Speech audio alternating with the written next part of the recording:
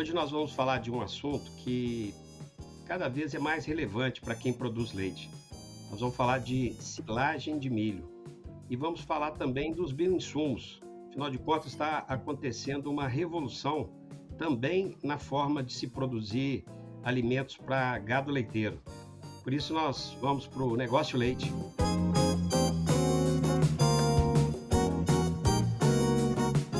Hoje nós estamos tendo aqui a honra e o prazer de receber Dimas Cardoso. Dimas, muito obrigado por você ter aceito o convite. Eu que agradeço, doutor Paulo, pela oportunidade. Ô Dimas, nada de doutor Paulo, que você também é doutor.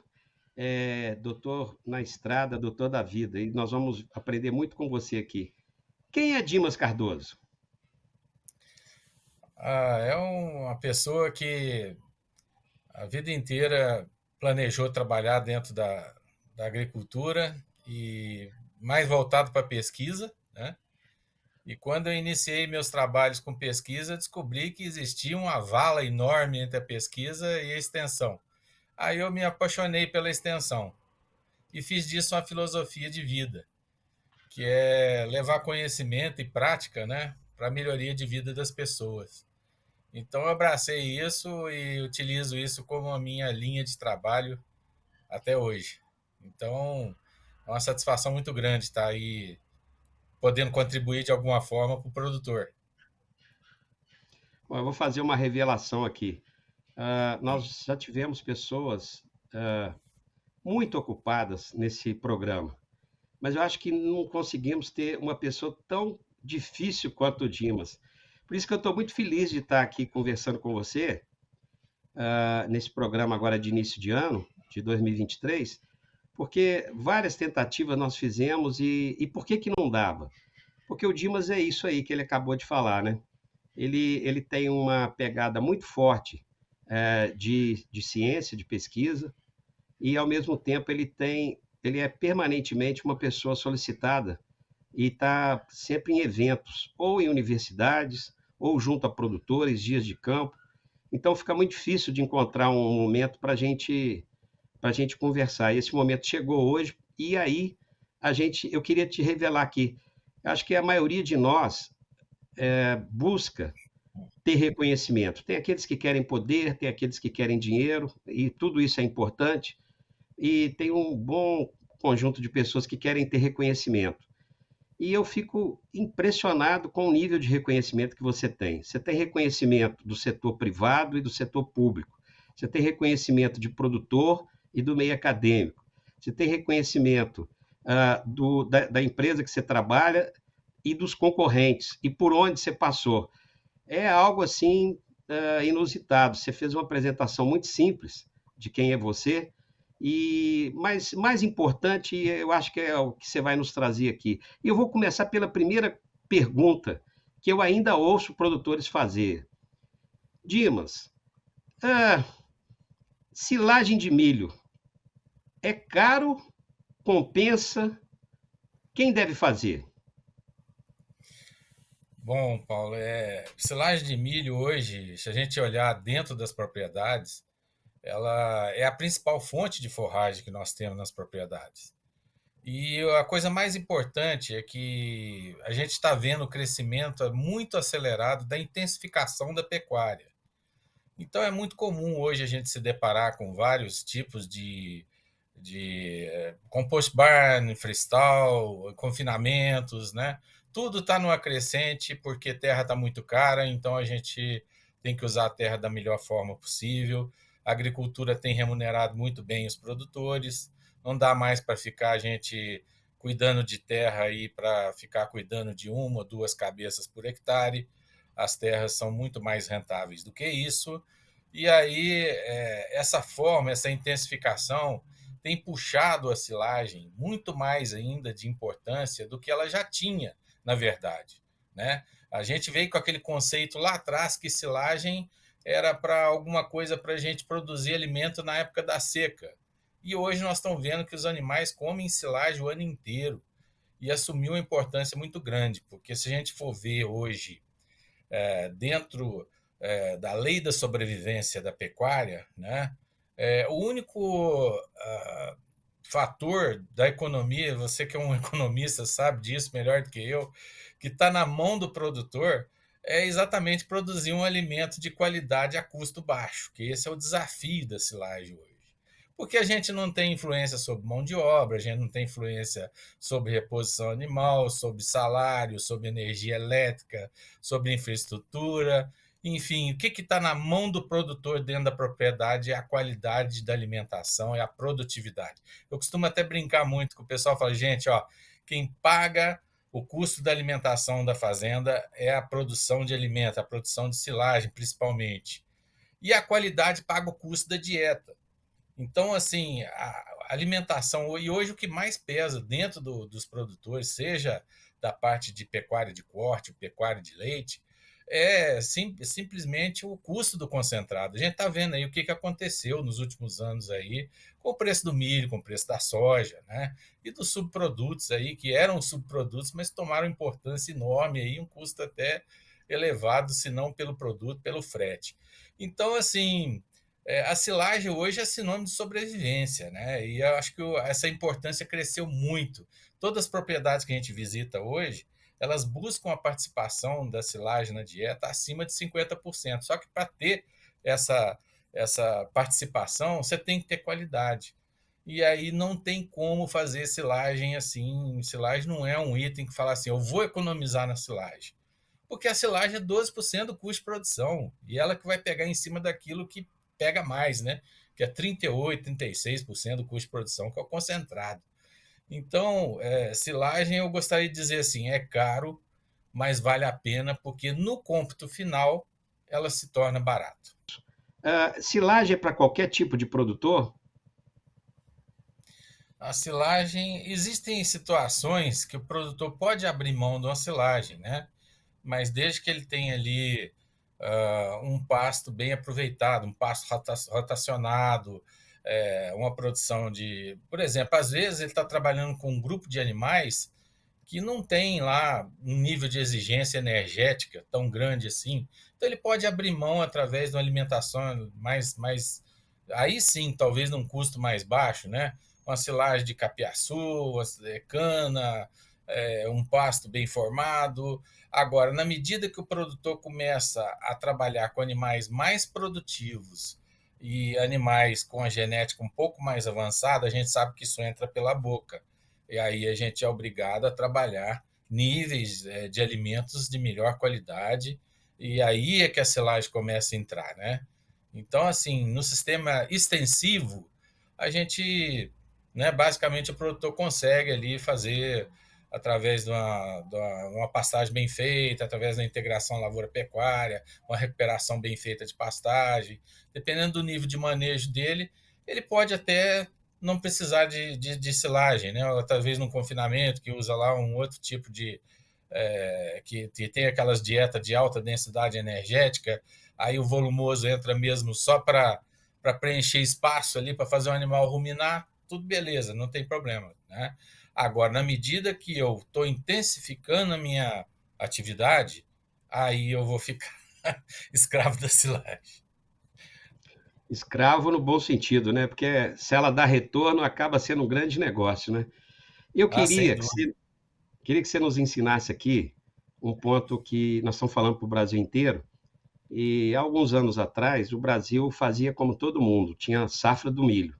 E isso não é pouco, porque o milho revolucionou a alimentação humana. Se a gente vive muito hoje, em boa parte se deve àquilo que a gente conseguiu fazer em relação ao milho, que é aumentar a produtividade. Os Estados Unidos foram campeões em termos de investimento no século passado e ensinou isso para todo mundo. E o Brasil também seguiu essa linha.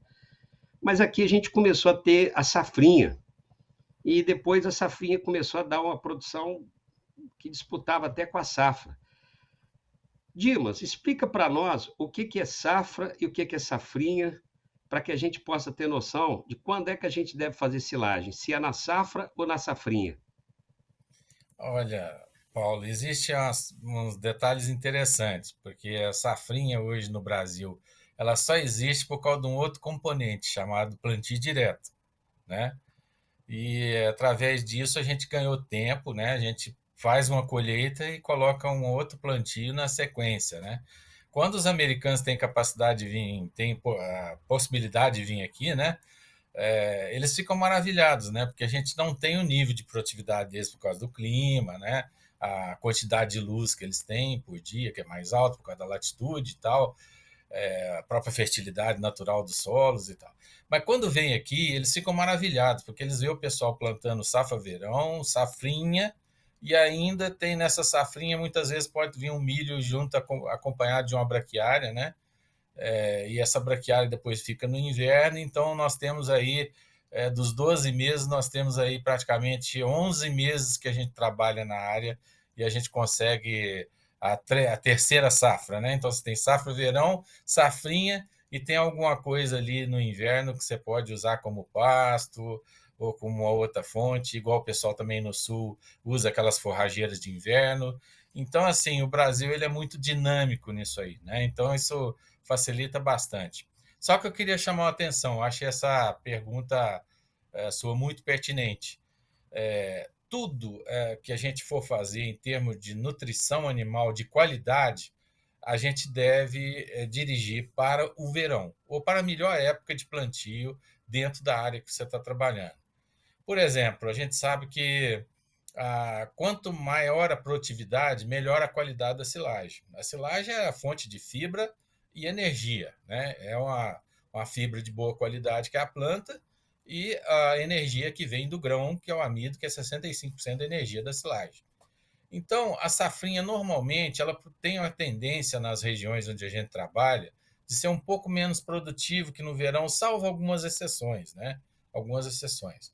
Então, assim, tudo deve ser direcionado para o verão, a silagem de melhor qualidade, e a silagem de safrinha, como o pessoal às vezes gosta de fazer, até por complemento, terra anda muito caro, aluguel de terra muito, né? 12, 15 sacos de soja por hectare. Então, a terra hoje ficou muito caro. Então, o pessoal gosta, às vezes, de usar intensivamente a área.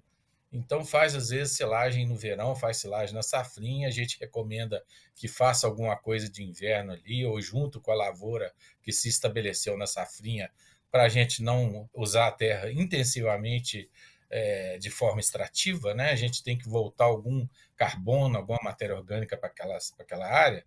Mas o fato é que no verão a qualidade é melhor e na safrinha ela tem uma qualidade um pouco inferior, né? Então, o que a maioria dos produtores faz? Eu acho muito interessante. Utiliza a safra verão para os animais de alto padrão de exigência energética, né? Que exige mais qualidade, enfim, e utiliza a silagem da safrinha para animais que têm um nível de exigência um pouco menor, tipo vaca seca, novilha, vacas que estão abaixo do pico de produção, enfim, é dessa forma. Agora, existem regiões que eu conheço, como a região do sudoeste goiano, né, que é uma região que produz, a produtividade do milho é tão alta, né, na safrinha, que eles se dão o luxo de plantar soja no verão ali, ter um lucro extra e jogar a responsabilidade para a safrinha, que eu acho muito arriscado, né? Porque quando a gente joga a responsabilidade da safrinha, se você perder, você perdeu o ano, né? Então, isso aí eu fico preocupado. Mas eles conseguem uma produtividade boa e conseguem fazer até qualidade na safrinha, mas não é de uma maneira geral. Tá? De uma maneira geral, a gente trata dessa forma. O verão é sempre mais produtivo que na safrinha. E algumas modalidades de silagem, tipo a Snap Lage mesmo, que é a silagem de espiga, ela deve ser basicamente no verão mesmo, porque ela tem que ter uma proporção lá de grãos, que normalmente é em torno de 75%, 76% de grãos, e 14%, 15% de sabugo e 10% de palha. Mas quando você leva isso para a safrinha, muda essas proporções. Aí você tem mais sabugo e palha do que grãos. Então, silagem de qualidade, Snap LED, silagem de alto padrão de energia, deve ser direcionada, da maneira geral, para o verão e a safrinha é o complemento. E para ter a silagem de qualidade que você está falando, para fazer essa silagem de qualidade, que recomendações que o produtor deve seguir? Olha, o produtor, a silagem, eu falo que são uns passos muito importantes, né? Não é um passo que, não é uma coisa que você faz sozinho. A silagem ela começa lá no P do planejamento, né? Quantos animais eu vou alimentar, por qual período, né? E quanto que eu preciso de silagem de qualidade, né? Que é muito importante. Tem que dimensionar meus silos, porque eu tenho que respeitar ali uma taxa de retirada diária, que deve ser superior, aí, segundo o professor Tiago Bernardes, acima de 240 quilos por metro quadrado da face do silo, etc. Tal. Então, ter o P do planejamento. Tá? Esse é o principal. É a quantidade que eu vou precisar num determinado tempo e dimensionar os silos de acordo com aquela necessidade diária que eu tenho e da necessidade que eu tenho do volume total.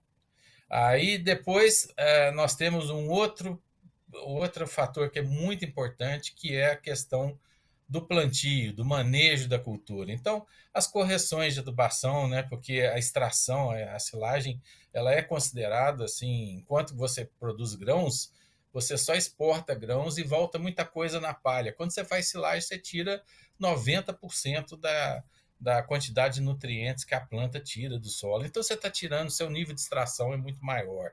Então, você tem que fazer essas contas muito bem feitas, escolher uma boa semente, um bom híbrido, que te entrega aquilo que você está buscando em termos de volume, com digestibilidade e energia, que são os três fatores principais. Tem que fazer um manejo bacana da lavoura, tem que fazer, aí depois que passa a lavoura, vem o processo de ensilagem, né? Que é a fase da colher da matéria seca correta, processar bem os grãos, uniformidade de tamanho de partícula, uma boa compactação. Depois vem aí o fechamento do silo, inoculante, os tipos de lona, enfim, até na hora dessa silagem estar lá no coxo, e aí nós precisamos fazer análise bromatológica para a gente fazer o cálculo da dieta em função da qualidade da silagem que a gente produziu.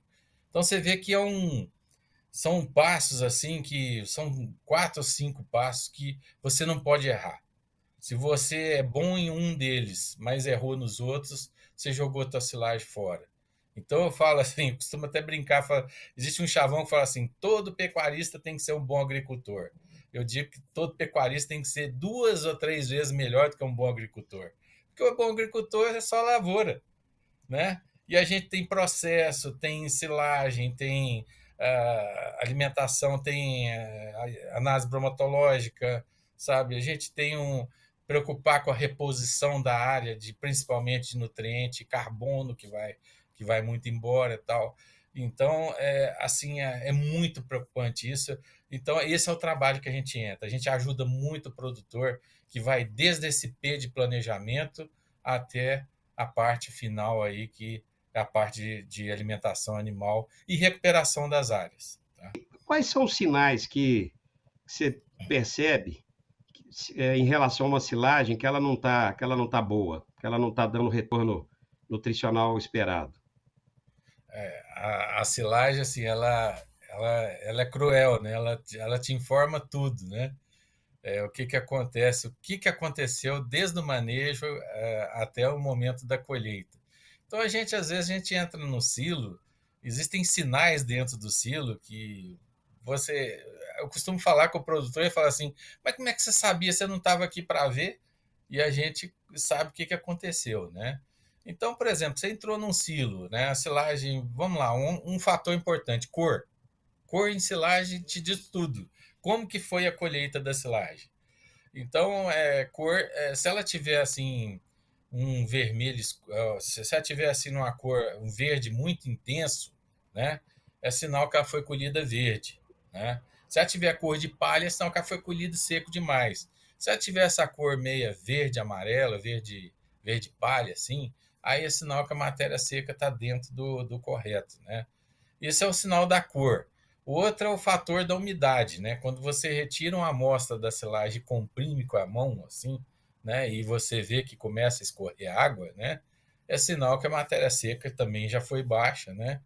E aí, quando você tem muita presença de água, de uma má compactação, então aquilo ali já desenvolveu clostrídio, que comeu basicamente a energia e colocou ácido indesejável lá dentro, que praticamente acabou com a qualidade da silagem, né? Vai ter problema. Então, cor é uma coisa, cheiro é outro interessante, porque quando tem muito clostrídio, coliformes, que produzem muito esses ácidos acéticos, butírico, então você tem aquele cheiro forte, né? Às vezes ocorre aquelas proteases, né? Aquela é, praticamente aquela volatilização da amônia ali, então dá aquele cheiro forte de nitrogênio, sinal que a proteína está indo embora ali, está tendo aquelas proteases todas, proteólises todas. Então, assim, aquilo ali é tudo indicativo, o cheiro, a cor, né? E aí também você pegar uma amostra ali também e ver quantidade de grãos que tem na silagem, você pegar num copo mais ou menos de 1 litro, e você vê ali a quantidade de grãos, até depois para você medir quanto do grão foi processado também, dá para você medir, né? Já não pode ter num copo de 1 litro aproximadamente mais do que 4 ou 5 grãos inteiros ali, o ideal é que tivesse no máximo 2 ou 3, né? Então já dá a indicação que o produtor não processou bem esse grão, alguma coisa foi feita nesse sentido. E o outro fator é a temperatura, né? A silagem não pode aquecer mais do que 2 a 3 graus da temperatura ambiente, que aí é sinal que a compactação não foi feita, tal, enfim, né? E também tem algumas coisas que a gente olha assim, a gente percebe, né? Divisões, né? Aquelas linhas, né? Aquelas reação de Maillard que ocorre, aqueles aquecimentos, aquelas linhas pretas, ali foi algum lugar que parou, algum lugar que caiu terra, alguma coisa nesse sentido. Então a gente começa a falar isso com o produtor e começa a avaliar isso. A silagem, nesse ponto, ela é muito cruel. Uma vez mal feita, o produtor vai ter que conviver com ela o resto do tempo que ele se programou, que vai de 6 meses a 1 ano, né? Então é muito sério. Então a silagem assim é muito detalhe que você não pode errar. Se você errar, você vai pagar por aquele erro ao longo do tempo. Dimas, eu vou fazer uma confissão aqui. Nós voltávamos lá de Castro e aí ficamos esperando. Você ia para Belo Horizonte, eu ia para o Rio, que é o lugar mais próximo aqui de Juiz de Fora. E aí eu comecei a ter uma aula com você e só tem 2 minutos aqui de programa. Eu estou numa tristeza danada porque eu queria muito trabalhar dois assuntos. Um é a questão de bioinsumos, né? Como é que cada vez mais a gente vai ter que olhar não só a produção da planta, mas a interação da planta com o meio ambiente. E a outra questão, como é que nós estamos evoluindo nessa indústria, né? A gente saiu aí, você me ensinou, as empresas eram químicas, aí foram para sementes, né? Compraram sementes. Tudo isso vai desaguar numa única coisa, que é esse novo mundo que a gente está construindo. E você tem 2 minutos para falar dele, que é da sustentabilidade. Quer dizer, nós estamos mudando a nossa maneira de produzir, cada vez a gente vai procurar ter menos defensivo, cada vez nós vamos procurar ter menos adubo, para que a gente possa ter uma produção. Vai ser viável produzir em grande quantidade e a um baixo preço, mudando a nossa maneira de fazer agricultura. 2 minutos. Sim, vamos procurar ser rápido então. Sim, essa é a grande mudança, né? Se a gente for ver aí, basicamente a agricultura ela vai agora migrando aos poucos para digital, né? Muita coisa digital a nível de identificação, a nível de satélite, a nível de softwares, né? Colocado em máquinas, etc. Vai ter esse aspecto muito importante também no campo biológico, né?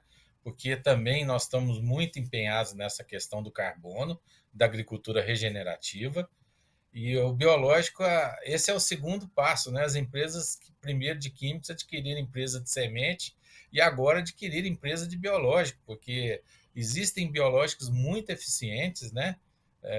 No mercado, e isso aí despertou atenção, porque essa é a agricultura que vem no futuro. São produtos muito mais seletivos, de menor impacto ambiental. Só para você ter ideia, o que está virando esse mercado biológico no Brasil, nós já tivemos o ano passado 50 milhões de hectares plantados com biológico, né? Que incrível, né? Um crescimento enorme, com mais ou menos 1,7 bilhões de reais. E agora, daqui a 3 anos, já se estima que o mercado vai triplicar, vai para 3,7 bilhões de reais. Então, assim, o investimento está muito grande, a agricultura cada vez mais segura, cada vez mais menos assim o impacto ambiental vai ser menor, vai ser uma agricultura nos moldes aí perfeitos, né, em termos de qualidade, de vida, etc, né, qualidade de vida do solo também, né, A gente pensa muito nesse aspecto aí. E a pegada de carbono, né? Que hoje é uma coisa que o sonho, você fala assim, Dimas, qual que é um dos seus sonhos em silagem? É realmente fazer plantio direto em palha, né? É utilizar alguma coisa nesse sentido, porque a silagem ela é muito extrativa, né? A gente está sempre tirando, não só a silagem, mas todas as forragens de uma maneira geral, você está sempre tirando, tirando, tirando, e a gente precisa repor isso aí.